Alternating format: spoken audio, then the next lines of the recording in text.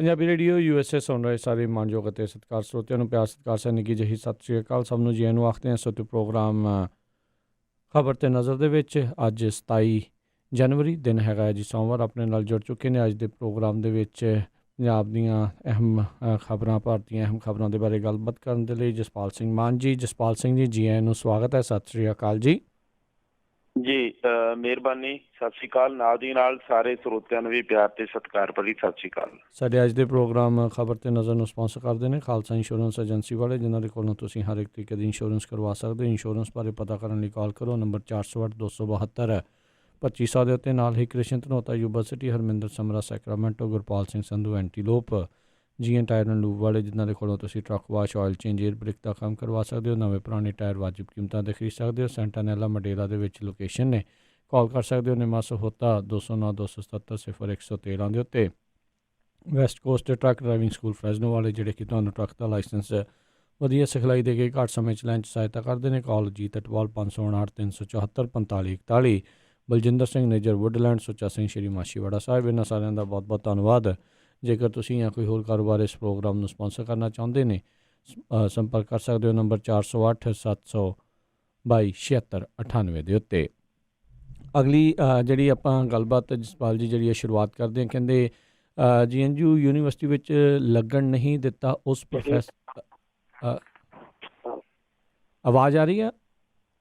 ਜੀ ਜੀ ਜੀ ਜੀ ਸੁਣ ਰਿਹਾ, ਬਿਲਕੁਲ ਜੀ। ਸੋ GNU ਯੂਨੀਵਰਸਿਟੀ ਵਿੱਚ ਕਹਿੰਦੇ ਲੱਗਣ ਨਹੀਂ ਦਿੱਤਾ ਉਸ ਪ੍ਰੋਫੈਸਰ ਦੇ ਪਿਤਾ ਨੂੰ ਜਿਹੜਾ ਜੀ ਪਦਮ ਸ਼੍ਰੀ। ਦੇਖੋ, ਗੱਲ ਇਹ ਆ ਰਾਜ ਕਰਨਵੀਰ ਜੀ ਕਿ ਇਹ ਗੱਲ ਇੱਦਾਂ ਕਿ ਜਿਹੜਾ ਇੱਕ ਪ੍ਰੋਫੈਸਰ ਸੀਗਾ, ਮਾਫ ਕਰਨਾ ਪ੍ਰੋਫੈਸਰ ਨਹੀਂ, ਹੁਣ ਵੀ ਇੱਕ ਨੌਕਰੀ ਕਰ ਰਹੇ ਸੀ, ਤਾਂ ਉਹਨਾਂ ਦੇ ਪਿਤਾ ਨੇ ਉਹਨਾਂ ਨੂੰ ਹੁਣ ਜਿਹੜਾ ਇਹ ਪਦਮ ਸ਼੍ਰੀ ਅਵਾਰਡ ਦੇ ਨਾਮ ਜਿਹੜਾ ਉਹ ਅਨਾਊਂਸਮੈਂਟ ਹੋਈ ਆ। ਜਿਹੜੇ ਕਿ ਇੱਕ ਭਜਨ ਗਾਇਕ ਨੇ, ਕਾਫੀ ਮਸ਼ਹੂਰ ਨੇ। ਸ਼ਾਇਦ ਹੋ ਸਕਦਾ ਕਿ ਬਹੁਤੇ ਲੋਕਾਂ ਨੂੰ ਪਤਾ ਨਾ ਹੋਵੇ, ਪਰ ਜਿਹੜੇ ਲੋਕ ਸੁਣਦੇ ਆ ਉਹ ਅੱਛੀ ਤਰ੍ਹਾਂ ਜਾਣਦੇ ਆ। ਰਮਜ਼ਾਨ ਖਾਨ ਨੇ ਜਿਹੜਾ ਉਹਨਾਂ ਦਾ ਜਿਹੜਾ ਪਪੂਲਰ ਨੇਮ ਆ ਜਿਹਦੇ ਨਾਲ ਉਹ ਜਾਣੇ ਜਾਂਦੇ ਆ। ਉਹਨਾਂ ਦਾ ਜਿਹੜਾ ਬੇਟਾ ਫਿਰੋਜ਼ ਖਾਨ, ਉਹਨੇ ਨਵੰਬਰ 2019 ਦੇ ਵਿੱਚ ਜਿਹੜੀ ਬਨਾਰਸ ਹਿੰਦੂ ਯੂਨੀਵਰਸਿਟੀ ਆ ਉਹਦੇ ਵਿੱਚ ਉਹਨੇ ਐਸੋਸੀਏਟ ਪ੍ਰੋਫੈਸਰ ਦੇ ਤੌਰ ਦੇ ਉੱਤੇ ਉਹਨੂੰ ਨੌਕਰੀ ਮਿਲੀ ਸੀ ਸੰਸਕ੍ਰਿਤ ਦੀ। ਤਾਂ ਜਦੋਂ ਨੌਕਰੀ ਮਿਲੀ ਤਾਂ ਉਸ ਤੋਂ ਬਾਅਦ ਉਹਨੇ ਜੁਆਇਨਿੰਗ ਕਰਨੀ ਸੀ। ਜਿੱਦਾਂ ਜੁਆਇਨਿੰਗ ਕਰਨ ਗਿਆ ਤਾਂ ਉੱਥੇ ਦੱਸਦੇ ਆ, ਕਹਿੰਦੇ ਕਿ ਧਰਨਾ ਲਾ ਦਿੱਤਾ ਗਿਆ ਵਿਰੋਧ ਦੇ ਵਿੱਚ ਕਿ ਇਸ ਬੰਦੇ ਨੂੰ ਜੁਆਇਨਿੰਗ ਨਹੀਂ ਹੋਣੀ ਚਾਹੀਦੀ। ਕਾਰਨ ਸੀਗਾ ਜਿਹੜਾ ਤਰਕ ਦਿੱਤਾ ਜਾ ਰਿਹਾ ਸੀ, ਉਹ ਦਿੱਤਾ ਜਾ ਰਿਹਾ ਸੀ ਕਿ ਇਹ ਮੁਸਲਮਾਨ ਆ, ਮੁਸਲਿਮ ਧਰਮ ਨਾਲ ਸੰਬੰਧਿਤ ਆ। ਉਸ ਤੋਂ ਬਾਅਦ ਫਿਰ ਉਹਨੇ ਜਿਹੜਾ ਜੁਆਇਨਿੰਗ ਨਹੀਂ ਕੀਤੀ, ਕਾਫੀ ਕਾਟੋ ਕਲੇਸ਼ ਹੋਇਆ। ਫਿਰ ਉਹਨੇ ਜਿਹੜਾ ਉਹ ਡਿਪਾਰਟਮੈਂਟ ਆਪਣਾ ਸ਼ਾਇਦ ਚੇਂਜ ਕਰ ਲਿਆ। ਤਾਂ ਉਸ ਤੋਂ ਬਾਅਦ ਫਿਰ ਉੱਥੇ ਵੀ ਉਹਦੀ ਸੈਟਿੰਗ ਨਹੀਂ ਬੈਠੀ, ਉਹਨੇ ਨੌਕਰੀ ਛੱਡਤੀ। ਨੌਕਰੀ ਛੱਡਣ ਤੋਂ ਬਾਅਦ ਹੁਣ ਉਹਦੇ ਪਿਤਾ ਨੂੰ ਆ ਜਿਹੜਾ ਉਹਨਾਂ ਨੂੰ ਅਨਾਊਂਸਮੈਂਟ ਹੋਈ ਆ ਕਿ ਜਿਹੜਾ ਮੁੰਨਾ ਮਾਸਟਰ ਭਜਨ ਗਾਇਕ ਨੇ, ਉਹਨਾਂ ਨੂੰ ਪੋਪੂਲਰਲੀ ਜਿਹੜਾ ਨੇਮ ਆ ਉਹਨਾਂ ਦਾ ਉਹ ਆ ਰਮਜ਼ਾਨ ਖਾਨ, ਤਾਂ ਉਹਦੇ ਨਾਲ ਮਸ਼ਹੂਰ ਨੇ। ਉਹਨਾਂ ਨੂੰ ਆ ਜਿਹੜਾ ਇੱਕ ਜਿਹੜਾ ਹੁਣ ਇਹ ਅਵਾਰਡ ਦੇ ਲਿਸਟ ਦੇ ਵਿੱਚ ਜਿਹੜਾ ਇਹਨਾਂ ਦਾ ਨਾਮ ਵੀ ਸ਼ਾਮਲ ਆ। ਤਾਂ ਇਸ ਤਰ੍ਹਾਂ ਦੇ ਨਾਲ ਇਹ ਇੱਕ ਪਰਿਵਾਰ ਆ ਜਿਹੜਾ ਜਿਹਨੂੰ ਸ਼ਾਮਿਲ ਕੀਤਾ ਗਿਆ। ਪਰ ਇੱਥੇ ਬੜੀ ਹੈਰਾਨੀ ਦੀ ਗੱਲ ਆ ਕਿ ਦੇਖੋ, ਇੱਕ ਪਾਸੇ ਜਾਂ ਇੱਕ ਤਰਫਾ ਇਸ ਤਰ੍ਹਾਂ ਦੇ ਹਾਲਾਤ ਵੀ ਬਣੇ ਸੀ ਕਿ ਜਦੋਂ ਉਹਨਾਂ ਨੂੰ ਜਾਂ ਉਸ ਬੇਟੇ ਨੂੰ ਉਹਨਾਂ ਦੇ ਨੂੰ ਕਿ ਨੌਕਰੀ ਤੋਂ ਜਿਹੜਾ ਹੱਥ ਧੋਣਾ ਪਿਆ ਸਿਰਫ ਇਸ ਕਰਕੇ ਕਿ ਉਹ ਮੁਸਲਿਮ ਧਰਮ ਨਾਲ ਸੰਬੰਧਿਤ ਹੈ। ਪਰ ਹੁਣ ਦੂਜੇ ਪਾਸੇ ਤੋਂ ਉਹਨੂੰ ਇੱਕ ਵੱਡਾ ਅਵਾਰਡ ਮਿਲਿਆ। ਤਾਂ ਨਾਲ ਦੀ ਨਾਲ ਇਹ ਹੈ ਕਿ ਹੁਣ ਚਾਰੇ ਪਾਸੇ ਖਬਰਾਂ ਦੇ ਵਿੱਚ ਵੀ ਗੱਲਾਂ ਹੁੰਦੀਆਂ। ਬੇਸ਼ੱਕ ਮੀਡੀਆ ਨੇ ਉਸ ਵੇਲੇ ਵੀ ਕਵਰ ਕੀਤਾ, ਬਟ ਉਸ ਵੇਲੇ ਸ਼ਾਇਦ ਬਹੁਤੇ ਲੋਕਾਂ ਨੂੰ ਪਤਾ ਨਾ ਹੋਏ ਇਸ ਕਿੱਸੇ ਦਾ। ਪਰ ਹੁਣ ਜਿਹੜਾ ਇਸ ਕਿੱਸੇ ਦਾ ਜਿਹੜਾ ਚਰਚੇ ਆ ਉਹ ਮੁੜ ਤੋਂ ਛਿੜ ਗਏ ਨੇ ਜੀ। ਜੀ ਬਿਲਕੁਲ। ਅਗਲੀ ਜਸਪਾਲ ਜੀ ਗੱਲ ਕਰਦੇ, ਕਹਿੰਦੇ 300 ਹਸਤੀਆਂ ਨੇ ਲਿਖਿਆ CAA ਦੇ ਵਿਰੋਧ ਦੇ ਵਿੱਚ ਪੱਤਰ, ਤੇ ਹੁਣ ਪੱਛਮ ਬੰਗਾਲ ਦੇ ਵਿੱਚ ਵੀ ਵਿਰੋਧ ਜਿਹੜਾ ਆਇਆ, ਵਿਰੋਧ 'ਚ ਆਇਆ ਸਾਹਮਣੇ। ਦੇਖੋ, ਗੱਲ ਇਹ ਕਿ ਹਸਤੀਆਂ ਦੀ ਗੱਲ ਕਰੀਏ ਤਾਂ ਇਹਦੇ ਵਿੱਚ ਵੱਡੀਆਂ ਸਾਰੀਆਂ ਨਾਮੀ ਹਸਤੀਆਂ ਨੇ ਜਿਨ੍ਹਾਂ ਨੇ ਜਿਹੜਾ ਉਹ ਖੁੱਲ੍ਹ ਕੇ ਬੋਲਣਾ ਨੇ। ਇਹਦੇ ਵਿੱਚ ਫਿਲਮ ਇੰਡਸਟਰੀ ਦੇ ਵੀ ਕਾਫੀ ਲੋਕ ਨੇ, ਲੇਖਕ ਵੀ ਨੇ, ਇਤਿਹਾਸਕਾਰ ਵੀ ਨੇ, ਹੋਰ ਜਿਹੜੇ ਉਹ ਕੁਛ ਗਾਇਕ ਵੀ ਹੈਗੇ ਨੇ।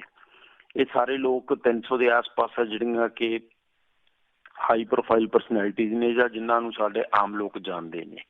ਤਾਂ ਇਹਨਾਂ ਨੇ ਇੱਕ ਪੱਤਰ ਆ ਜਿਹੜਾ ਉਹ ਖੁੱਲਾ ਪੱਤਰ ਆ ਜਿਹੜਾ ਉਹ ਜਾਰੀ ਕੀਤਾ। ਉਹਦੇ ਵਿੱਚ ਇਹਨਾਂ ਨੇ ਜਿਹੜਾ ਉਹ CAA ਤੇ NRC ਦੇ ਜਿਹੜਾ ਉਹ ਵਿਰੋਧ ਦੇ ਵਿੱਚ ਇਹ ਪੱਤਰ ਜਾਰੀ ਕੀਤਾ। ਤੇ ਨਾਲ ਦੀ ਨਾਲ ਉਹਨਾਂ ਨੇ ਇੱਥੇ ਨਹੀਂ ਰੁਕੇ, ਉਹਨਾਂ ਨੇ ਇਹ ਵੀ ਆਖਿਆ, ਕਹਿੰਦੇ ਕਿ ਅਸੀਂ ਉਹ ਲੋਕਾਂ ਦਾ ਸਵਾਗਤ ਵੀ ਕਰਦੇ ਹਾਂ ਤੇ ਉਹਨਾਂ ਦੇ ਨਾਲ ਆ ਜਿਹੜਾ ਉਹਨਾਂ ਦੀ ਹਮਾਇਤ ਵੀ ਕਰਦੇ ਹਾਂ ਜਿਹੜੇ ਇਹਦਾ ਵਿਰੋਧ ਕਰਦੇ ਪਏ ਨੇ। ਉਹਨਾਂ ਨੇ ਇਹਦੇ ਵਿੱਚ ਕਾਫੀ ਲੰਬਾ ਚੌੜਾ ਜਿਹੜਾ ਉਹ ਲਿਖਿਆ ਹੋਇਆ, ਹੋਰ ਵੀ ਕਈ ਤਰਕ ਦਿੱਤੇ, ਇੱਥੋਂ ਤੱਕ ਵੀ ਆਖ ਦਿੱਤਾ ਕਿ ਜਿਹੜੇ ਵਿਦਿਆਰਥੀ ਆ ਉਹ ਯੂਨੀਵਰਸਿਟੀਆਂ ਦੇ ਵਿੱਚ ਜਿਹੜੇ ਪ੍ਰਦਰਸ਼ਨ ਕਰਦੇ ਪਏ ਸੀ ਉਹਨਾਂ ਨੂੰ ਜਿਹੜਾ ਹੱਕਾਂ ਦਾ ਜਿਹੜਾ ਉਹਨਾਂ ਦਾ ਵੀ ਘਾਣ ਹੋਇਆ, ਉੱਥੇ ਉਹਨਾਂ ਨੂੰ ਹਿਰਾਸਤ ਦੇ ਵਿੱਚ ਰੱਖਿਆ ਗਿਆ। ਧਾਰਾ 144 ਲਾਈ ਗਈ ਆ। ਇਹਦੇ ਨਾਲ ਨਾਲ ਇਹ ਵੀ ਆਖਿਆ ਗਿਆ ਕਿ ਭਾਰਤ ਆ ਜਿਹੜਾ ਉਹ ਲੋਕਤੰਤਰਿਕ ਦੇਸ਼ ਆ, ਪਰ ਇੱਥੇ ਵੱਡੀ ਗਿਣਤੀ ਦੇ ਵਿੱਚ ਜਾਂ ਖਾਸ ਕਰਕੇ ਇੰਟਰਨੈਟ ਸੇਵਾਵਾਂ ਨੇ ਜਿਹੜੀਆਂ ਉਹ ਬੰਦ ਰਹਿੰਦੀਆਂ ਨੇ। ਤਾਂ ਇਸ ਤਰ੍ਹਾਂ ਦੇ ਨਾਲ ਜਿਹੜਾ ਲੋਕਾਂ ਦੀ ਜਿਹੜੀ ਆਜ਼ਾਦੀ ਆ ਉਹਨੂੰ ਵੀ ਜਿਹੜਾ ਕਿਤੇ ਨਾ ਕਿਤੇ ਜਾ ਕੇ ਉਹਦੇ ਉੱਤੇ ਲਗਾਮ ਲਾਉਣ ਦੀ ਕੋਸ਼ਿਸ਼ ਕੀਤੀ ਜਾਂਦੀ ਆ। ਹੋਰ ਵੀ ਖਾਸਾ ਕੁਛ ਇਹਨਾਂ ਨੇ ਆਖਿਆ, ਕਾਫੀ ਚੀਜ਼ਾਂ ਨੇ। ਵੱਡਾ ਲੰਬਾ ਚੌੜਾ ਪੱਤਰ ਆ, ਉਹਦੀਆਂ ਕਾਪੀਆਂ ਵੀ ਵਾਇਰਲ ਹੋਊਗਾ, ਸੋਸ਼ਲ ਮੀਡੀਆ ਤੇ ਵੀ ਉਹਦੇ ਚਰਚੇ ਹੁੰਦੇ ਪਏ। ਤਾਂ ਇਸ ਤਰ੍ਹਾਂ ਦੇ ਨਾਲ ਇੱਕ ਵੱਡੀ ਗਿਣਤੀ ਦੇ ਵਿੱਚ ਲੋਕ ਆ ਜਿਹੜੇ, ਜਾਂ ਖਾਸ ਕਰਕੇ ਵੱਡੇ ਲੋਕ ਨੇ ਜਿਹੜੇ ਅਕਸਰ ਅਸੀਂ ਦੇਖਦੇ ਹਾਂ ਕਿ ਬਹੁਤ ਘੱਟ ਬੋਲਦੇ ਆ, ਤਾਂ ਉਹ ਆ ਜਿਹੜੇ ਉਹ ਖੁੱਲ ਕੇ ਸਾਹਮਣੇ ਆਏ ਨੇ। ਉਹਨਾਂ ਨੇ ਵਿਰੋਧ ਆ ਜਿਹੜਾ ਉਹ ਆਪਣਾ ਜਤਾਇਆ। ਤਾਂ ਹੁਣ ਉਧਰੋਂ ਦੂਜੇ ਪਾਸੇ ਤੋਂ ਹੁਣ ਪੱਛਮੀ ਬੰਗਾਲ ਦੀ ਵੀ ਆਪਾਂ ਗੱਲ ਕਰ ਲੈਂਦੇ ਹਾਂ। ਪੱਛਮੀ ਬੰਗਾਲ ਨੇ ਵਿਧਾਨ ਸਭਾ ਦੇ ਵਿੱਚ ਸੋਮਵਾਰ ਨੂੰ ਜਿਹੜਾ CAA ਦੇ ਵਿਰੋਧ ਦੇ ਵਿੱਚ ਮਤਾ ਪਾਸ ਕਰਤਾ। ਇਹਦੇ ਤੋਂ ਪਹਿਲਾਂ ਆਪਾਂ ਨੂੰ ਪਤਾ ਹੀ ਹੈ ਕਿ ਕੇਰਲਾ ਦਾ ਨੰਬਰ ਆਉਂਦਾ, ਫਿਰ ਪੰਜਾਬ ਦਾ ਨੰਬਰ ਆਉਂਦਾ, ਉਸ ਤੋਂ ਬਾਅਦ ਰਾਜਸਥਾਨ ਆਉਂਦਾ। ਇਹ 3 ਰਾਜ ਆ ਜਿਹੜੇ ਪਹਿਲਾਂ ਹੀ ਸ਼ਾਮਲ ਹੋ ਗਈ ਸੀ ਜਿਨ੍ਹਾਂ ਨੇ CAA ਦਾ ਵਿਰੋਧ ਕੀਤਾ, ਤੇ ਹੁਣ ਚੌਥਾ ਉਹ ਪੱਛਮੀ ਬੰਗਾਲ ਵੀ ਬਣ ਗਿਆ। ਹੁਣ ਵੈਸਟ ਬੰਗਾਲ ਦੇ ਬਣਨ ਤੋਂ ਬਾਅਦ ਆ ਜਿਹੜਾ ਉਹ ਵਾਧਾ ਹੋ ਗਿਆ, ਕੁੱਲ 4 ਹੋ ਗਏ ਆ। ਪਰ ਇਸ ਤਰ੍ਹਾਂ ਦੇ ਨਾਲ ਆ ਜਿਹੜਾ ਕਿਤੇ ਨਾ ਕਿਤੇ ਜਾ ਕੇ ਇਹ ਗਿਣਤੀ ਆ ਜਿਹੜੀ ਵਿਰੋਧ ਵਾਲੀ ਆ ਉਹ ਵੱਧਦੀ ਜਾ ਰਹੀ ਆ। ਪਰ ਦੂਜੇ ਪਾਸੇ ਹੁਣ ਦੇਖਣਾ ਹੋਏਗਾ ਕਿ ਇਹਨੂੰ ਲੈ ਕੇ ਜਿਸ ਤਰ੍ਹਾਂ ਦੇ ਨਾਲ ਕੇਂਦਰ ਸਰਕਾਰ ਅੜੀ ਹੋਈ ਆ ਜਾਂ ਉਹਨਾਂ ਨੇ ਆਪਣੀ ਜਿੱਦ ਫੜੀ ਹੋਈ ਆ ਕਿ ਇਹਨੂੰ ਲਾਗੂ ਕਰਨਾ ਹੀ ਆ ਹਰ ਹਾਲ 'ਚ, ਜਾਂ ਇਹਦੇ ਵਿੱਚ ਕੋਈ ਹੋਰ ਆ ਜਿਹੜਾ ਉਹ ਫੇਰ ਬਦਲ ਨਹੀਂ ਹੋਏਗਾ। ਤਾਂ ਹੁਣ ਦੇਖਣਾ ਹੋਏਗਾ ਕਿ ਇਹਨੂੰ ਲੈ ਕੇ ਜਾਂ ਇਸ ਵਿਰੋਧ ਤੋਂ ਬਾਅਦ ਜਾਂ ਲਗਾਤਾਰ ਹੋ ਰਹੇ ਵਿਰੋਧ ਤੋਂ ਬਾਅਦ ਕਿਤੇ ਨਾ ਕਿਤੇ ਸਰਕਾਰ ਆ ਜਿਹੜਾ ਉਹ ਬੈਕਫੁੱਟ ਤੇ ਆਉਂਦੀ ਹੈ ਜਾਂ ਨਹੀਂ ਆਉਂਦੀ। ਜੀ ਜੀ ਅਜੇ ਤੱਕ ਤਾਂ ਵੈਸੇ ਜਸਪਾਲ ਜੀ ਲੱਗ ਤੇ ਰਿਹਾ ਆ ਵੀ ਉਹ ਵਾਜਿਦ ਨੇ, ਉਹ ਕਹਿੰਦੇ ਆ ਵੀ ਅਸੀਂ ਇਹ ਸਾਰਾ ਕੁਛ ਲਾਗੂ ਕਰਕੇ ਹੀ ਜਿਹੜਾ ਉਹ ਹਟਾਂਗੇ। ਸੋ ਦੇਖਦੇ ਹਾਂ ਭਵਿੱਖ ਦੇ ਵਿੱਚ ਕੀ ਬਣਦਾ ਆ। ਅਗਲੀ ਜਿਹੜੀ ਗੱਲ ਕਰਦੇ ਆ ਜਸਪਾਲ ਜੀ, ਕਹਿੰਦੇ ਹੁਣ ਏਅਰ ਇੰਡੀਆ ਦੀ ਵੀ ਹੋਵੇਗੀ ਨਿਲਾਮੀ। ਦੇਖੋ, ਏਅਰ ਇੰਡੀਆ ਦੀ ਨਿਲਾਮੀ ਹੈ ਜਿਹੜੀ ਉਹ ਜਿਹੜਾ ਚਰਚੇ ਜ਼ੋਰਾਂ ਦੇ ਉੱਤੇ ਆ। ਨਾਲ ਦੀ ਨਾਲ ਹੁਣ ਇਹ ਵੀ ਦੱਸਦੇ ਆ, ਕਹਿੰਦੇ ਕਿ ਕੇਂਦਰ ਨੇ ਏਅਰ ਇੰਡੀਆ ਦੇ ਜਿਹੜਾ 100% ਹਿੱਸੇਦਾਰੀ ਆਪਣੀ ਉਹ ਵੇਚਣ ਦਾ ਐਲਾਨ ਕਰਤਾ। ਉਹਦੇ ਲਈ ਇਹਨਾਂ ਨੇ ਜਿਹੜਾ ਦਸਤਾਵੇਜ਼ ਆ ਜਿਹੜੇ ਉਹ ਵੀ ਜਾਰੀ ਕਰ ਦਿੱਤੇ ਗਏ ਆ। ਤਾਂ ਦੂਜੇ ਪਾਸੇ ਰਿਤੋਂ ਇੱਥੇ ਵੀ ਦੱਸ ਦਿੰਦੇ ਆ ਕਿ ਜਿਹੜਾ ਪਿਛਲੇ ਸਾਲ ਆ ਜਿਹੜਾ ਉਹ ਪਹਿਲਾਂ ਇਹ ਉਮੀਦ ਸੀ ਕਿ 76% ਹਿੱਸੇਦਾਰੀ ਹੈ ਜਿਹੜੀ ਉਹ ਵੇਚੀ ਜਾਏਗੀ, ਪਰ ਉਹਦੀ ਕਿਸੇ ਨੇ ਬੋਲੀ ਲਾਈ ਨਹੀਂ ਹੈ। ਉਦੋਂ ਬੋਲੀ ਨਹੀਂ ਲੱਗੀ, ਉਸ ਤੋਂ ਬਾਅਦ ਚਰਚੇ ਵੱਧ ਗਏ ਜਾਂ ਹੋਰ ਆਗੂਆਂ ਚੀਜ਼ਾਂ। ਤਾਂ ਉਸ ਤੋਂ ਬਾਅਦ ਹੁਣ ਆ ਕੇ ਜਿੱਦਾਂ ਹੀ ਨਵਾਂ ਸਾਲ ਚੜ੍ਹਿਆ ਤਾਂ ਨਵੇਂ ਸਾਲ ਦੇ ਪਹਿਲੇ ਮਹੀਨੇ ਦੇ ਅੰਤ 'ਚ ਹੀ ਜਿਹੜਾ ਇਹ ਨੋਟੀਫਿਕੇਸ਼ਨ ਆ ਜਿਹੜਾ ਉਹ ਅੱਜ ਜਾਰੀ ਹੋਇਆ, ਜਿਹੜਾ ਕਿ ਅੱਜ ਮੀਡੀਆ ਦੀਆਂ ਸੁਰਖੀਆਂ ਬਣਿਆ ਹੋਇਆ। ਤਾਂ ਹੁਣ ਆ ਜਿਹੜਾ ਇਹ ਆਖਿਆ ਜਾ ਰਿਹਾ ਕਿ ਏਅਰ ਇੰਡੀਆ ਜਿਹੜੀ ਉਹ ਪੂਰੀ ਦੀ ਪੂਰੀ ਹੈ ਜਿਹੜੀ 100% ਹਿੱਸੇਦਾਰੀ ਆਪਣੀ ਵੇਚ ਦੇਗੀ। ਤਾਂ ਇਹਦੇ ਨਾਲ ਆ ਜਿਹੜਾ ਇਹ ਏਅਰਲਾਈਨ ਆ ਜਿਹੜੀ ਉਹ ਪ੍ਰਾਈਵੇਟ ਹੋ ਜਾਏਗੀ। ਇਹਦੇ ਤੋਂ ਪਹਿਲਾਂ ਜਿਹੜਾ ਉਹ ਕਾਫੀ ਹੋਰ ਚਰਚਾਵਾਂ ਵੀ ਸੀ, ਜਿੱਦਾਂ ਕਿ BSNL ਦਾ ਵੀ ਜਿਹੜਾ ਆਖਿਆ ਜਾ ਰਿਹਾ ਸੀ ਕਿ BSNL ਦਾ ਵੀ ਜਿਹੜਾ ਉਹ ਪ੍ਰਾਈਵੇਟਕਰਨ ਕਰ ਦਿੱਤਾ ਜਾਏਗਾ। ਤਾਂ ਉਹਦੇ ਨੂੰ ਲੈ ਕੇ ਵੀ ਜਿਹੜਾ ਲਗਾਤਾਰ ਆ ਜਿਹੜੀਆਂ ਨਹੀਂ ਹੋ ਸਕਦਾ ਥੋੜੇ ਦਿਨਾਂ 'ਚ ਹੋਰ ਕੋਈ ਨਵੀਂ ਖਬਰ ਆ ਜਿਹੜਾ ਇਸ ਤਰ੍ਹਾਂ ਦੀ ਸੁਣਨ ਨੂੰ ਮਿਲ ਜੇ।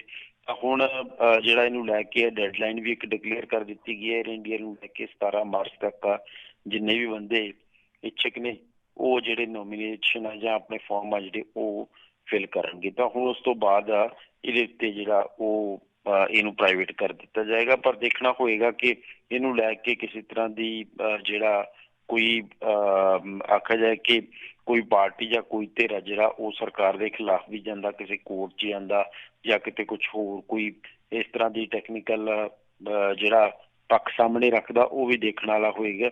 ਪਰ ਲੱਗਦਾ ਨਹੀਂ ਹੈ ਕਿ ਜਿਸ ਤਰ੍ਹਾਂ ਦੇ ਨਾਲ ਇਹਨਾਂ ਨੇ ਤਿਆਰੀ ਬਿੰਨੀ ਆ ਜਾਂ ਤਿਆਰੀ ਕਰਕੇ ਉਹ ਅੱਜ ਇਹਨਾਂ ਨੇ ਅਨਾਊਂਸਮੈਂਟ ਕੀਤੀ ਆ ਕਿ ਦਸਤਾਵੇਜ਼ ਜਾਰੀ ਕਰ ਦਿੱਤੇ ਗਏ, ਨਾਲ ਦੀ ਨਾਲ ਉਹਦੀ ਬੋਲੀ ਵੀ ਲਾ ਦਿੱਤੀ ਆ। ਤਾਂ ਹੁਣ ਸ਼ਾਇਦ ਜਾਪਦਾ ਨਹੀਂ ਹੈ ਕਿ ਇਹ ਬਚ ਪਾਏਗੀ। ਏਅਰ ਇੰਡੀਆ ਵੀ ਹੈ ਜਿਹੜਾ ਉਹਦਾ ਵੀ ਜਿਹੜਾ ਉਹ ਸਰਕਾਰੀ ਏਅਰਲਾਈਨ ਦਾ ਟੈਗ ਆ ਉਹ ਵੀ ਇਹਦੇ ਤੋਂ ਲੱਥ ਜਾਏਗਾ ਜੀ। ਜੀ ਜੀ, ਮੈਨੂੰ ਲੱਗਦਾ ਬਚਣਾ ਕੁਛ ਨਹੀਂ ਹੈ, ਜਿਹੜਾ ਸਰਕਾਰ ਦੇ ਹੱਥ 'ਚ ਹੋਊਗਾ ਸਭ ਕੁਛ ਇਹਨਾਂ ਨੇ ਨਿਲਾਮ ਇੱਦਾਂ ਹੀ ਕਰਾ ਜਾਣਾ ਆ। ਜੀ, ਅਤੇ ਜਸਪਾਲ ਜੀ ਅਗਲੀ ਗੱਲ ਕਰਦੇ, ਕਹਿੰਦੇ ਸ਼੍ਰੋਮਣੀ ਕਮੇਟੀ ਨੂੰ ਪੰਡਾਲ ਦੇ ਬਿੱਲ ਨੇ ਹੁਣ ਪਾਇਆ ਆ ਫਿਰ ਚੱਕਰਾਂ 'ਚ। ਦੇਖੋ, ਸ਼੍ਰੋਮਣੀ ਕਮੇਟੀ ਵੈਸੇ ਚੱਕਰਾਂ 'ਚ ਜੇ ਪਾਉਂਦੀ ਵੀ ਆ ਤਾਂ ਸ਼੍ਰੋਮਣੀ ਕਮੇਟੀ ਆਪ ਵੀ ਚੱਕਰਾਂ 'ਚ ਪਈ ਰਹਿੰਦੀ ਆ।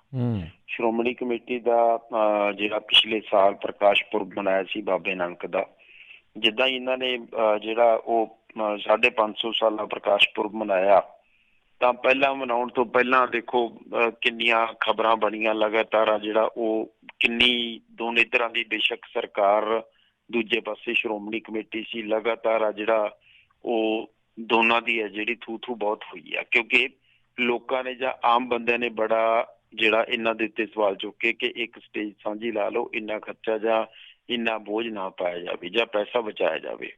ਕਿਉਂਕਿ ਬਾਬੇ ਨਾਨਕ ਦੇ ਜਿਹੜੀ ਜੇ ਆਖਿਆ ਜਾਏ ਕਿ ਜਿਹੜਾ ਉਪਦੇਸ਼ ਆ ਉਹਨੂੰ ਤਾਂ ਤੁਸੀਂ ਦਰਕਿਨਾਰ ਕਰਦੇ ਪਏ ਹੋ ਇਸ ਤਰ੍ਹਾਂ ਦੇ ਨਾਲ, ਤਾਂ ਹੋਰ ਵੀ ਕਾਫੀ ਗੱਲਾਂ ਸੀਗੀਆਂ ਜਿਨ੍ਹਾਂ ਨੂੰ ਲੈ ਕੇ ਚਲੋ ਸਵਾਲ ਖੜੇ ਹੋਏ। ਪਰ ਹੁਣ ਇਹ ਸੀ ਗੱਲ ਕਿ ਪਹਿਲਾਂ ਇਹਦਾ ਬਜਟ ਜਿਹੜਾ ਦੱਸਦੇ ਆ ਕਿ 10 ਕਰੋੜ ਰੁਪਏ ਦਾ ਸੀਗਾ ਜਿਹੜਾ ਪੰਡਾਲ ਲਾਉਣਾ ਸੀਗਾ, ਉਹਦਾ ਕੰਟਰੈਕਟ ਸ਼ਾਇਦ ਮੈਨੂੰ ਲੱਗਦਾ ਕੋਈ ਦਿੱਲੀ ਦੀ ਕੰਪਨੀ ਸੀ, ਉਹਦੇ ਕੋਲ ਠੇਕਾ ਸੀ ਉਹਦਾ। ਫਿਰ ਸ਼ਾਇਦ 12 ਕਰੋੜ ਦਾ ਇਹਦਾ ਬਜਟ ਹੋ ਗਿਆ। ਪਹਿਲਾਂ 10 ਕਰੋੜ ਦੀਆਂ ਖਬਰਾਂ ਆਉਂਦੀਆਂ ਪਈਆਂ ਸੀ, ਉਸ ਤੋਂ ਬਾਅਦ 12 ਕਰੋੜ ਦਾ ਬਜਟ ਹੋ ਗਿਆ। ਚਲੋ ਉਸ ਤੋਂ ਬਾਅਦ ਸਮਾਗਮ ਨਿਬੜ ਗਏ, ਸਰਕਾਰ ਨੇ ਵੀ ਸਟੇਜ ਸਾਂਝੀ ਕਰ ਲਈ। ਉਸ ਤੋਂ ਬਾਅਦ ਹੁਣ ਕੀ ਹੋਇਆ ਕਿ ਜਦੋਂ ਆਈ ਬਿੱਲ ਲੈਣ ਦੀ ਵਾਰੀ, ਕੰਪਨੀ ਦੇ ਪੈਸੇ ਲੈਣ ਦੀ ਵਾਰੀ, ਤਾਂ ਦੱਸਦੇ ਕੰਪਨੀ ਵਾਲਾ ਨੇ ਜਿਹੜਾ ਉਹ 15 ਕਰੋੜ ਦਾ ਬਿੱਲ ਭੇਜਤਾ। ਭਾਵ 3 ਕਰੋੜ ਦਾ ਫਾਲਤੂ ਆ ਜਿਹੜਾ ਉਹ ਜਿਹੜਾ ਇੱਕ ਹੋਰ ਟੋਪੀ ਜਿਹੜੀ ਪਾ ਦਿੱਤੀ ਗਈ ਹੈ। ਉਸ ਤੋਂ ਬਾਅਦ ਜਿੱਦਾਂ ਇਹ ਬਿੱਲ ਪਹੁੰਚਿਆ ਤਾਂ ਕੈਸ਼ ਦੇਣਾ ਸੀ ਜਾਂ ਇਹਨੂੰ ਜਿਹੜਾ ਇਹਦਾ ਜਿਹੜਾ ਭੁਗਤਾਨ ਕਰਨਾ ਸੀ, ਭੁਗਤਾਨ ਕਰਨ ਤੋਂ ਪਹਿਲਾਂ ਦੱਸਦੇ ਆ ਕਹਿੰਦੇ ਕਿ ਉੱਥੇ ਇੱਕ ਬੰਦਾ ਅੜ ਗਿਆ ਕਿ ਜਿਹੜਾ ਕਹਿੰਦਾ ਕਿ ਗੁਰੂ ਦੀ ਗੋਲਕ ਦਾ ਪੈਸਾ 3 ਕਰੋੜ ਰੁਪਏ ਫਾਲਤੂ ਨਹੀਂ ਜਾਏਗਾ, ਜਦੋਂ 12 ਕਰੋੜ ਦੀ ਗੱਲ ਹੋਈ ਆ। ਉਸ ਤੋਂ ਬਾਅਦ ਹੁਣ ਜਿਹੜਾ ਉਹ ਦੱਸਦੇ ਆ ਕਿ ਉੱਧਰੋਂ ਕੰਪਨੀ ਵਾਲੇ ਵੀ ਜਿਹੜਾ ਉਹ ਇੱਧਰਲੇ ਪਾਸੇ ਸ਼੍ਰੋਮਣੀ ਕਮੇਟੀ ਵਾਲੇ ਪਾਸੇ ਕੌੜਾ ਜਿਹਾ ਝਾਕਦੇ ਆ, ਤੇ ਇੱਧਰੋਂ ਇਹ ਵੀ ਕੌੜਾ ਜਿਹਾ ਝਾਕਦੇ ਆ। ਹੁਣ ਦੇਖਣਾ ਹੋਏਗਾ ਇਹਨੂੰ ਲੈ ਕੇ SGPC ਪ੍ਰਧਾਨ ਕੀ ਜਿਹੜਾ ਪੱਖ ਰੱਖਦੇ ਨੇ, ਤੇ ਦੂਜੇ ਪਾਸੇ ਦੇ ਉੱਤੋਂ ਕੰਪਨੀ ਆ ਜਿਹੜੀ ਉਹ ਜਿਸ ਤਰ੍ਹਾਂ ਦੇ ਨਾਲ ਚਰਚਾਵਾਂ ਛਿੜੀਆਂ ਨੇ ਜਾਂ ਜਿਸ ਤਰ੍ਹਾਂ ਦੇ ਨਾਲ ਸੂਤਰ ਦੱਸਦੇ ਪਏ ਆ ਕਿ ਉਹ ਵੀ ਜਿਹੜਾ ਕਹਿੰਦੇ ਪਏ ਆ ਕਿ ਅਸੀਂ ਵੀ ਪਿੱਛੇ ਨਹੀਂ ਹਟਣਾ, ਅਸੀਂ ਦਬਕੇ ਨਾਲ ਪੈਸੇ ਲੈ ਲਾਂਗੇ। ਤਾਂ ਇਸ ਤਰ੍ਹਾਂ ਦੇ ਨਾਲ ਆ ਜਿਹੜਾ ਉਹ ਕਿਤੇ ਨਾ ਕਿਤੇ ਜਿਹੜਾ ਦੋਨਾਂ ਧਿਰਾਂ ਦਾ ਮਾਮਲਾ ਉਹ ਲਗਾਤਾਰ ਆ ਜਿਹੜਾ ਉਹ ਉਜਾਗਰ ਹੁੰਦਾ ਪਿਆ। ਹੁਣ ਮੀਡੀਆ ਦੇ ਵਿੱਚ ਵੀ ਆ ਗਿਆ, ਆਮ ਲੋਕਾਂ ਤੱਕ ਵੀ ਗੱਲ ਪਹੁੰਚ ਗਈ ਆ, ਤਾਂ ਹੁਣ ਇਸ ਨੂੰ ਲੈ ਕੇ ਵੀ ਚਰਚੇ ਹੁੰਦੇ ਪਏ। ਹੁਣ ਦੇਖਣਾ ਇਹ ਹੋਏਗਾ ਕਿ ਕੀ ਸ਼੍ਰੋਮਣੀ ਕਮੇਟੀ 15 ਕਰੋੜ ਰੁਪਏ ਦਾ ਜਿਹੜਾ ਬਿੱਲ ਉਹਨਾਂ ਨੇ ਭੇਜਿਆ ਕਿ ਉਹਨਾਂ ਭੁਗਤਾਨ ਕਰਦੀ ਆ, ਜਾਂ ਜਿਸ ਤਰ੍ਹਾਂ ਦੇ ਨਾਲ ਪਹਿਲਾਂ ਜਿਹੜੀਆਂ ਗੱਲਾਂ ਸੀ ਜਾਂ ਜਿਸ ਤਰ੍ਹਾਂ ਦੇ ਨਾਲ ਪਹਿਲਾਂ ਜਿਹੜਾ 12 ਕਰੋੜ ਦੀ ਗੱਲ ਹੋਈ ਸੀ ਉਹਦੇ ਉੱਤੇ ਕਾਇਮ ਰਹਿੰਦੀ ਹੈ। ਜਾਂ ਇਹ ਦੇਖਣਾ ਹੋਏਗਾ ਕਿ ਕੀ ਹੋਰ ਕਾਲਾ ਮਾਲਾ ਹੋਏਗਾ ਜਾਂ ਇਹਨੂੰ ਗੋਲਮੋਲ ਕਰਕੇ ਇਹਨੂੰ ਇੱਥੇ ਨਿਪਟਾ ਦਿੱਤਾ ਜਾਏਗਾ, ਇਹ ਵੀ ਦੇਖਣ ਵਾਲੀ ਗੱਲ ਆ। ਦੂਜੀ ਗੱਲ ਇਹ ਵੀ ਹੈ ਕਿ ਇਹਦੇ ਨਾਲ ਕਿ SGPC ਨੂੰ ਲੈ ਕੇ ਕਿਸ ਤਰ੍ਹਾਂ ਦੇ ਨਾਲ ਪ੍ਰਤੀਕਿਰਿਆ ਦਿੰਦੀ ਆ, ਜੇ SGPC ਪ੍ਰਧਾਨ ਜਾਂ ਹੋਰ ਜਿਹੜੇ ਅਹੁਦੇਦਾਰ ਨੇ ਜਾਂ ਕਹਿ ਲਓ ਕਿ ਹੋਰ ਪੰਥਕ ਧਿਰਾਂ ਨੇ, ਉਹ ਇਹਨੂੰ ਲੈ ਕੇ ਕਿਸ ਤਰ੍ਹਾਂ ਦੇ ਨਾਲ ਕਿਹੜੇ ਪਾਸੇ ਖੜਦੀਆਂ ਨੇ ਜਾਂ ਇਹਨੂੰ ਲੈ ਕੇ ਕਿਸ ਤਰ੍ਹਾਂ ਦੇ ਨਾਲ ਲੈਂਦੀਆਂ ਨੇ, ਇਹ ਵੀ ਗੱਲਾਂ ਸਾਰੀਆਂ ਦੇਖਣ ਵਾਲੀਆਂ ਹੋਣਗੀਆਂ। ਪਰ ਕੁੱਲ ਮਿਲਾ ਕੇ ਮਾਮਲਾ ਜਿਸ ਤਰ੍ਹਾਂ ਦੇ ਨਾਲ ਜਾਪਦਾ ਜਾਂ ਜਿਸ ਤਰ੍ਹਾਂ ਦੇ ਨਾਲ ਅੜਿਆ ਜਾਂ ਜਿਸ ਤਰ੍ਹਾਂ ਦੇ ਨਾਲ ਦੱਸਦੇ ਕਹਿੰਦੇ ਕਿ ਕੰਪਨੀ ਨੇ ਇਹਨਾਂ ਜਿਹੜਾ ਆਖੀਏ ਕਿ ਦਾਅਵਾ ਕੀਤਾ ਜਾਂ ਕੰਪਨੀ ਨੇ ਏਡਾ ਜਿਗਰਾ ਕੀਤਾ, ਤਾਂ ਕਿਤੇ ਨਾ ਕਿਤੇ ਲੱਗਦਾ ਕਿ ਹੋ ਸਕਦਾ ਉਹਨਾਂ ਦੇ ਬੈਕਫੁੱਟ ਦੇ ਉੱਤੇ ਕੋਈ ਕਿੱਲਾ ਹੋ ਜਾਏ, ਜਾਂ ਸਕਦੇ ਕਿ ਬੈਕਫੁੱਟ ਦੇ ਉੱਤੇ ਕੋਈ ਨਾ ਕੋਈ ਸਪੋਰਟ ਮੋਟੀ ਹੋਏ ਜੀ। ਜੀ ਜੀ, ਅਗਲੀ ਜਸਪਾਲ ਜੀ ਗੱਲ ਕਰਦੇ, ਕਹਿੰਦੇ ਫੌਜੀਆਂ ਨੂੰ ਟੋਲ ਦੇ ਉੱਤੇ ਹੁਣ ਸਲੂਟ ਮਾਰਨਗੇ ਕਰਮਚਾਰੀ।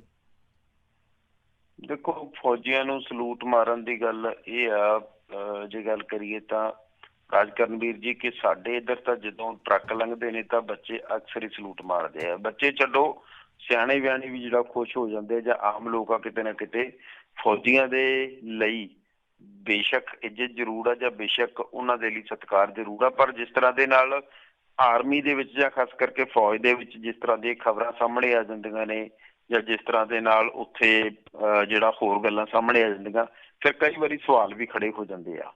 ਹੁਣ ਇਹਨੂੰ ਲੈ ਕੇ ਦੱਸਦੇ ਨੇ, ਕਹਿੰਦੇ ਕਿ national highway authority of India ਉਹਨਾਂ ਵੱਲੋਂ ਇੱਕ ਨੋਟੀਫਿਕੇਸ਼ਨ ਜਾਰੀ ਹੋਇਆ ਕਿ ਇਹਨਾਂ ਨੂੰ ਹੁਣ ਸਲੂਟ ਵੱਜਣੇ ਆ ਭਾਈ ਢੋਲ ਤੇ। ਤਾਂ ਉਹਨੂੰ ਲੈ ਕੇ ਹੁਣ ਬੜੀ ਇੱਕ ਦੁਵਿਧਾ ਵਾਲੀ ਗੱਲ ਆ, ਜਾਂ ਬੜੇ ਖਾਸ ਕਰਕੇ ਕਈ ਸਵਾਲ ਵੀ ਉੱਠਦੇ ਆ। ਤਾਂ ਉਹ ਇਹ ਉੱਠਦੇ ਆ ਕਿ ਹੁਣ ਮੰਨ ਲਓ ਕੋਈ ਫੌਜੀ ਹੈਗਾ, ਕਿਸੇ ਪ੍ਰਾਈਵੇਟ ਗੱਡੀ 'ਚ ਆਇਆ ਅਫਸਰ, ਤਾਂ ਉਹਦਾ ਕਿੱਦਾਂ ਪਤਾ ਲੱਗੇਗਾ ਕਿ ਇਹ ਬੰਦਾ ਫੌਜੀ ਆ? ਜੇ ਸਿਵਲ 'ਚ ਆ ਗਿਆ ਫਰਜ਼ ਕਰੋ ਤਾਂ ਉਹਦਾ ਕਿੱਦਾਂ ਪਤਾ ਲੱਗੇਗਾ? ਦੂਜੀ ਗੱਲ ਇਹ ਹੈ ਕਿ ਜੇ ਦੇਖੋ, ਗੱਲ ਇਹ ਕਿ ਜੇ ਤੁਸੀਂ ਕੰਮ ਅੱਛਾ ਕਰ ਰਹੇ ਹੋ, ਤੁਸੀਂ ਜਿਹੜਾ ਆਮ ਲੋਕਾਂ ਦੇ ਵਿੱਚ ਇੱਜ਼ਤ ਬਣਾ ਰਹੇ ਹੋ, ਆਮ ਲੋਕਾਂ ਦੇ ਵਿੱਚ ਜਾਂ ਕਿਤੇ ਨਾ ਕਿਤੇ ਨਜ਼ਰ ਦੇ ਵਿੱਚ ਤੁਹਾਡੇ ਲਈ ਰਿਸਪੈਕਟ ਆ, ਤਾਂ ਤੁਹਾਨੂੰ ਆਪਣੇ ਆਪ ਹੀ ਸਲੂਟ ਕਰਨਗੇ। ਉਹ ਬੇਸ਼ੱਕ ਕੋਈ ਫੌਜੀ ਆ, ਬੇਸ਼ੱਕ ਕੋਈ ਸਿਪਾਹੀ ਆ, ਬੇਸ਼ੱਕ ਕੋਈ ਕਹਿ ਲਓ ਕਿ ਕੋਈ ਹੋਰ ਛੋਟੇ ਅਹੁਦੇ ਦਾ, ਜਾਂ ਬੇਸ਼ੱਕ ਕੋਈ ਆਮ ਬੰਦਾ, ਤਾਂ ਉਹਨੂੰ ਆਪਣੇ ਆਪ ਹੀ ਜਿਹੜਾ ਉਹ ਸਲਾਮ ਵੱਜੇਗਾ ਜੀ। ਜੀ ਜੀ। ਉੱਧਰ ਜਸਪਾਲ ਜੀ ਖਬਰ ਆ ਰਹੀ ਹੈ ਵੀ ਜਿਹੜੇ ਅਨੁਰਾਗ ਠਾਕੁਰ ਦੀ ਜਿਹੜੀ ਯੂਨੀਅਨ ਮਿਨਿਸਟਰ ਦੀ ਰੈਲੀ ਦੇ ਵਿੱਚ ਗੋਲੀ ਮਾਰੋ ਦੇ ਨਾਅਰੇ ਲੱਗੇ। ਦੇਖੋ, ਇਹ ਇਸ ਤਰ੍ਹਾਂ ਦੇ ਜਿਹੜਾ ਉਹ ਅਕਸਰ ਹੀ ਜਿਹੜਾ ਅਸੀਂ ਦੇਖਦੇ ਆ ਕਿ ਕਿਤੇ ਨਾ ਕਿਤੇ ਜਿਹੜਾ ਉਹ ਚਰਚੇ ਹੋ ਜਾਂਦੇ ਨੇ। ਪਰ ਹੁਣ ਇਹ ਵੀ ਖਬਰ, ਮੈਂ ਵੀ ਥੋੜ੍ਹੀ ਦੇਰ ਪਹਿਲਾਂ ਇਹ ਜਿਹੜਾ ਦੇਖਦਾ ਪਿਆ ਸੀ ਕਿ ਗੋਲੀ ਮਾਰੋ ਤੇ ਜਿਹੜਾ ਸਲੋਗਨ ਆ ਉਹ ਲੱਗੇ ਨੇ, ਕਿਉਂਕਿ ਕੇਂਦਰੀ ਮੰਤਰੀ ਨੇ। ਤਾਂ ਇਹ ਇਲੈਕਸ਼ਨ ਰੈਲੀ ਸੀਗੀ, ਉੱਥੇ ਦੱਸਦੇ ਆ ਕਹਿੰਦੇ ਕਿ ਉਸ ਦੌਰਾਨ ਆ ਜਿਹੜਾ ਇਹ ਲੱਗੇ ਨੇ। ਪਰ ਪੂਰੀ ਖਬਰ ਆ ਜਿਹੜੀ ਅਪਡੇਟ ਆ ਉਹ ਹਾਲੇ ਤੱਕ ਥੋੜੇ ਜਿਹੇ ਮੀਡੀਆ ਦੇ ਪਰਦਿਆਂ ਦੇ ਉੱਤੇ ਜ਼ਰੂਰ ਆਈ ਆ। ਤਾਂ ਇਸ ਤਰ੍ਹਾਂ ਦੇ ਨਾਲ, ਕਿਉਂਕਿ ਇਹ ਆਖਿਆ ਗਿਆ ਕਹਿੰਦੇ ਉੱਥੇ ਕਿ ਦੇਸ਼ ਦੇ ਗਦਾਰੋਂ ਕੋ ਗੋਲੀ ਮਾਰੋ, ਸ਼ਾਇਦ ਕੁਛ ਇਸ ਤਰ੍ਹਾਂ ਦੀ ਹੈ ਜਿਹੜੀ ਉਹ ਚਰਚਾ ਜ਼ਰੂਰ ਆਈ ਆ। ਤਾਂ ਹੁਣ ਇਹਦੇ ਰਿਪਲਾਈ ਦੇ ਵਿੱਚ ਵੀ ਆਇਆ ਜਿਹੜਾ ਨਾਲ ਦੀ ਨਾਲ, ਉੱਥੇ ਤੁਹਾਨੂੰ ਪਤਾ ਹੀ ਆ ਕਿ ਭੀੜ ਦੇ ਵਿੱਚ ਜੇ ਬੇਸ਼ੱਕ ਠੀਕ ਆ ਕਿ ਵਿਰੋਧ ਜਿਤਾਉਣ ਵਾਲੇ ਲੋਕ ਨੇ, ਤਾਂ ਬਹੁਤੇ ਲੋਕ ਇਹਨਾਂ ਦੇ ਆਪਣੇ ਹਮਾਇਤੀ ਵੀ ਹੁੰਦੇ ਆ। ਜੇ ਇੱਕ ਪਾਸੇ ਤੋਂ ਇਹ ਆਵਾਜ਼ ਆਈ ਹੋਣੀ ਆ ਕਿ ਦੇਸ਼ ਦੇ ਗਦਾਰਾਂ ਨੂੰ ਗੋਲੀ ਮਾਰੋ, ਤੇ ਦੂਜੇ ਪਾਸੇ ਤੁਹਾਨੂੰ ਪਤਾ ਕਿ ਉਹਨਾਂ ਨੇ ਵੀ ਗਾਲਾਂ ਨਾਲ ਦੀ ਨਾਲ ਇਹਨਾਂ ਨੇ ਇਸ ਆਵਾਜ਼ ਨੂੰ ਦਬਾਉਣ ਵਾਸਤੇ, ਹੋ ਸਕਦਾ ਉੱਥੇ ਗਾਲੀ ਗਲੋਚ ਵੀ ਹੋਇਆ ਹੋਵੇ, ਧੱਕਾ ਮੁੱਕੀ ਵੀ ਹੋਇਆ ਹੋਵੇ, ਉਹਦੀਆਂ ਵੀਡੀਓਜ਼ ਵੀ ਥੋੜ੍ਹੀ ਦੇਰ ਤੱਕ ਤੁਹਾਡੇ ਸਾਹਮਣੇ ਜਾਂ ਵਾਇਰਲ ਹੋ ਕੇ ਸੋਸ਼ਲ ਮੀਡੀਆ ਤੇ ਆ ਜਾਣਗੀਆਂ ਨੇ ਜੀ। ਜੀ ਜੀ। ਅਤੇ ਜਸਪਾਲ ਜੀ, ਜਿਹੜੀ ਯੂਰਪੀਅਨ ਕਹਿੰਦੇ ਸੰਘ ਆ, ਉੱਥੋਂ ਦੀ ਪਾਰਲੀਮੈਂਟ ਨੇ ਜਿਹੜੇ ਭਾਰਤ ਦਾ ਇਹ ਨਾਗਰਿਕਤਾ ਸੋਧ ਬਿੱਲ ਆ, ਉਸ ਦੇ ਉੱਤੇ ਕਿਸੇ ਤਰੀਕੇ ਦਾ ਇੱਕ ਰੈਜ਼ੋਲੂਸ਼ਨ ਪਾਸ ਕੀਤਾ, ਅਤੇ ਉਸ ਦੇ ਉੱਤੇ ਕਹਿੰਦੇ ਹੁਣ ਜਿਹੜੇ ਇੱਥੋਂ ਦੇ ਲੋਕ ਸਭਾ ਦੇ ਸਪੀਕਰ ਓਮ ਬਿਰਲਾ ਉਹਨਾਂ ਨੂੰ ਚਿੱਠੀ ਲਿਖ ਰਹੇ ਨੇ ਵੀ ਤੁਸੀਂ ਇੱਦਾਂ ਨਾ ਕਰੋ।